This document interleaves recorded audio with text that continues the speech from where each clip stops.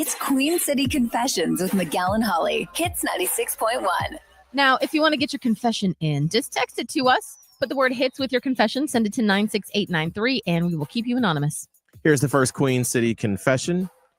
I'm super embarrassed to admit this, but I'm a diehard romance novel fan. I'm talking forbidden love, enemies to lovers, friends to lovers, you name it. I've probably read it.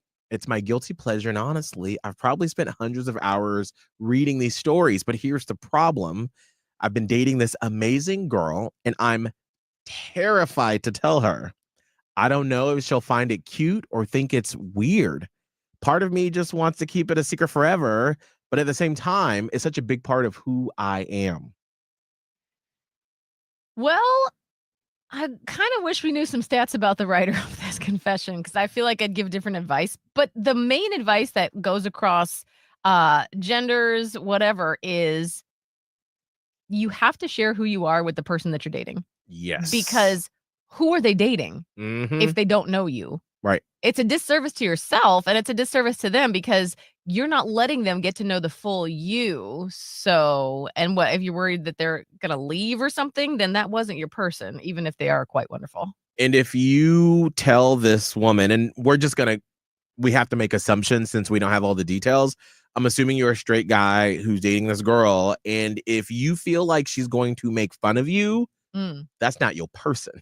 Right. And I mean, I'm not talking about like, you might tell her at first and be like, and she'll be like, oh, well, that's something. But like, that's not necessarily someone judging harshly. Like, yeah, I guess maybe it is a different thing for straight men to be like super into romance novels, but that doesn't make it a bad thing. And then, it's also probably something that any person would be like, I really see the benefit in that.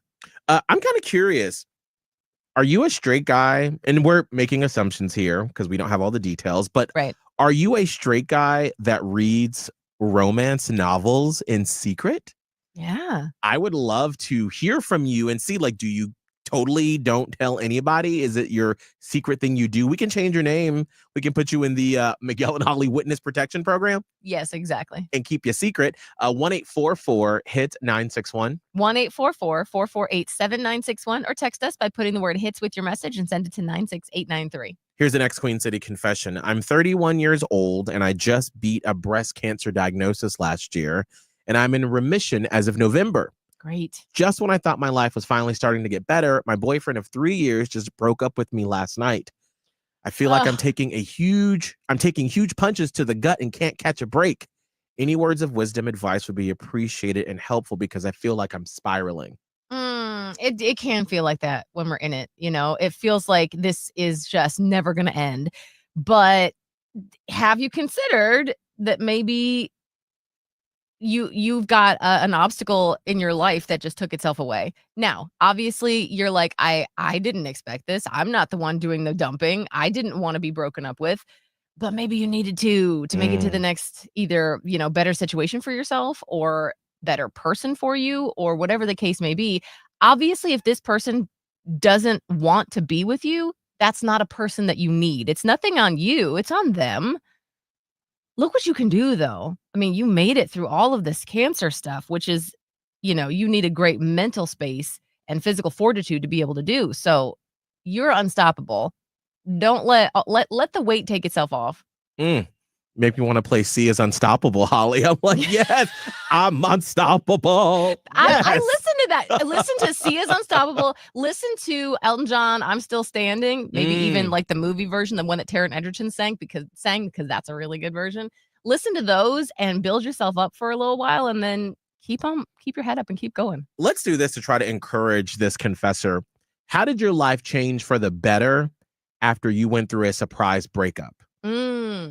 1-844-HIT-961. 1-844-448-7961, or text hits in your message to 96893. Here's the last Queen City confession. There's a younger woman at my office who every Monday comes in smelling like booze. You can tell she spent the weekend partying hard, and it's starting to get noticed. I'm in my late 30s, and I remember those wild weekends, but I also know how easily this can damage her reputation at work. Part of me wants to pull her aside and give her a heads up like, hey, I've been there, but you might want to tone it down. But I'm scared it'll come off as judgmental or overstepping. That is a really hard line to walk, especially like I don't know your relationship with this woman. Right. You know, what is the relationship between the two of you? Because you might be able to say it if it's a very close, like, you know, older sister type Right. thing. But Like- yeah, it can come off really condescending. I think you just have to practice your tone and Right. like maybe take her to lunch, you know, somewhere off campus or wherever you are, wherever you work. Let her And- know that you're on her side. Right. To be like, hey, I'm rooting for you. I want you to be successful. But girl, I can smell the vodka on you when you walk in the office Monday morning. Not the best look, Yeah. but maybe just don't do it on Sundays. You know, have your Right. fun on Fridays, Saturdays, detox on Sunday. Right. You can't lead with any kind of judgmental tone, though, because that's going to be defensive. What's the best advice you received when you started working? Call us up 1-844-HITS-961. 1-844-448-7961 or text HITS and your message to 96893. And now some more Grammy Award winners from last night, Lady Gaga and Bruno Mars.